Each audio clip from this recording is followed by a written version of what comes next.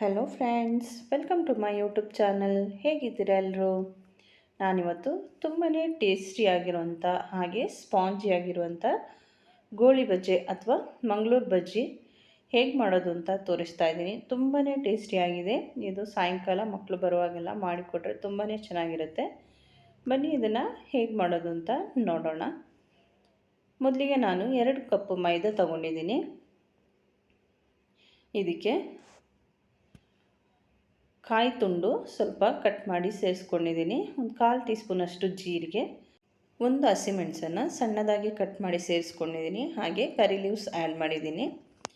ಈಗ ಇದಕ್ಕೆ 1 ಟೇಬಲ್ ಸ್ಪೂನಷ್ಟು ಸಕ್ಕರೆ ಆ್ಯಡ್ ಮಾಡಿದ್ದೀನಿ. ಟೇಸ್ಟಿಗೆ ತಕ್ಕಷ್ಟು ಉಪ್ಪು, ಚಿಟಿಕೆ ಸೋಡಾ ಯೂಸ್ ಮಾಡಿದ್ದೀನಿ. ಇದನ್ನು ಚೆನ್ನಾಗಿ ಮೊದಲು ಮಿಕ್ಸ್ ಮಾಡ್ಕೊಳ್ಳಿ. ಇದೀಗ ಮಿಕ್ಸ್ ಆಗಿದೆ. ಇದಕ್ಕೆ ಅರ್ಧ ಕಪ್ಪಷ್ಟು ಮೊಸರು ಹಾಕ್ಕೊಂಡಿದ್ದೀನಿ. ಇದನ್ನು ಚೆನ್ನಾಗಿ ಮಿಕ್ಸ್ ಮಾಡ್ಕೊಳ್ಳಿ. ಮಿಕ್ಸ್ ಮಾಡಿ ಆದಮೇಲೆ ಪುನಃ 1/4 ಕಪ್ಪಷ್ಟು ಮೊಸರು ಆ್ಯಡ್ ಮಾಡ್ಕೊಂಡಿದ್ದೀನಿ. ಇದನ್ನು ಚೆನ್ನಾಗಿ ಮಿಕ್ಸ್ ಮಾಡ್ಕೊಳ್ಳಿ. ಬರೀ ಮೊಸರಲ್ಲೇ ಕಲಸೋದಾದರೆ ಕಲಿಸ್ಬೋದು. ನಾನು ಇದಕ್ಕೆ ಸ್ವಲ್ಪ ನೀರು ಆ್ಯಡ್ ಮಾಡ್ತಾಯಿದ್ದೀನಿ. ಅದಕ್ಕೆ ನಾನು ಒಂದು ಗ್ಲಾಸಲ್ಲಿ ನೀರು ತಗೊಂಡಿದ್ದೀನಿ. ಸ್ವಲ್ಪ ಸ್ವಲ್ಪ ಹಾಕ್ಕೊಂಡು ಮಿಕ್ಸ್ ಮಾಡ್ಕೋಬೇಕು. ಒಂದೇ ಸಲಿಗೆ ಹಾಕಿಬಿಟ್ರೆ ನೀರು ಜಾಸ್ತಿ ಆದರೆ ಕಷ್ಟ. ಗೋಳಿ ಬಜ್ಜಿ ಕನ್ಸಿಸ್ಟೆನ್ಸಿ ಕರೆಕ್ಟಾಗಿರಬೇಕು ಅಂದರೆ ಸ್ವಲ್ಪ ಸ್ವಲ್ಪ ಹಾಕ್ಕೋಬೇಕು. ಈಗ ನಾನು ಕೈಯಲ್ಲೇ ಕಲಿಸ್ಕೊಳ್ತಾ ಇದ್ದೀನಿ. ಈಗ ಇನ್ನೊಂದು ಗ್ಲಾಸ್, ಸೇಮ್ ಗ್ಲಾಸಲ್ಲಿ ಇನ್ನೊಂದು ಗ್ಲಾಸ್ ನೀರು ತೊಗೊಂಡಿದ್ದೀನಿ. ಈ ರೀತಿ ಚೆನ್ನಾಗಿ ಕಲಸಿ ಚೆನ್ನಾಗಿ ಮಿಕ್ಸ್ ಮಾಡಿ. ಈ ಮಿಕ್ಸಿಂಗ್ ಇದಕ್ಕೆ ತುಂಬಾ ಮುಖ್ಯ ಆಗಿರುತ್ತೆ.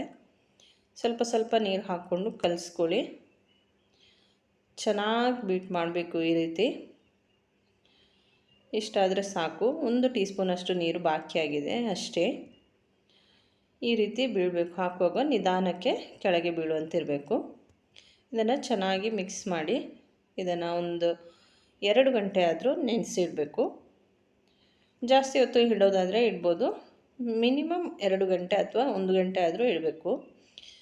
2 ಗಂಟೆ ನಂತರ ನಾನು ಇದನ್ನು ಓಪನ್ ಮಾಡ್ತಾಯಿದ್ದೀನಿ. ಈಗ ಇನ್ನೂ ಸ್ವಲ್ಪ ಲೂಸ್ ಆಗಿರುತ್ತೆ ಬ್ಯಾಟರ್. ನೋಡಿ ಈ ರೀತಿ ಇದನ್ನು ಚೆನ್ನಾಗಿ ಕಲಿಸ್ಕೋಬೇಕು.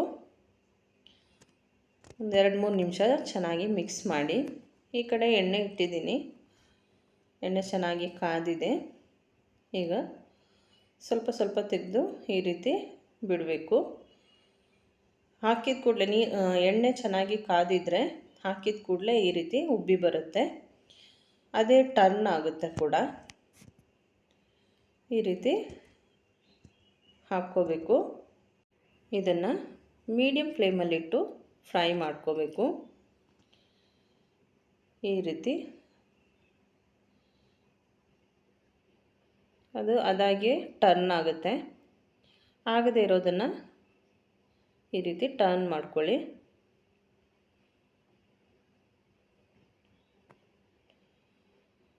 ತುಂಬ ಟೇಸ್ಟಿಯಾಗಿರುತ್ತೆ. ಮಕ್ಕಳು ಸಾಯಂಕಾಲ ಬರುವಾಗೆಲ್ಲ ಮಾಡಿಟ್ರೆ ಅವರಿಗೂ ಖುಷಿಯಾಗುತ್ತೆ. ಇದು ಕಾಯಿ ಚಟ್ನಿ ಜೊತೆ ಅಥವಾ ಹುರ್ಲಿಗಡಲೆ ಚಟ್ನಿ ಜೊತೆ ಒಳ್ಳೆ ಕಾಂಬಿನೇಷನ್. ಇದಕ್ಕೆ ಆ ರೀತಿ ಚಟ್ನಿ ಮಾಡಿ ಸರ್ವ್ ಮಾಡ್ಬೋದು ಬೇಕಾದರೆ. ಆದರೆ ನಾನು ಚಟ್ನಿ ಮಾಡಲಿಲ್ಲ. ಮಕ್ಕಳು ಸುಮ್ಮನೆ ಹಾಗೆ ತಿನ್ನೋಕ್ಕೆ ಇಷ್ಟಪಡ್ತಾರೆ. ನೋಡಿ ಈ ರೀತಿ ಗೋಲ್ಡನ್ ಬ್ರೌನ್ ಆದಮೇಲೆ ಇದನ್ನು ತೆಗಿಬೇಕು. ಈಗ ಇನ್ನೊಂದು ಟ್ರಿಪ್ಪ ಅದೇ ರೀತಿ ಹಾಕ್ತಾಯಿದ್ದೀನಿ.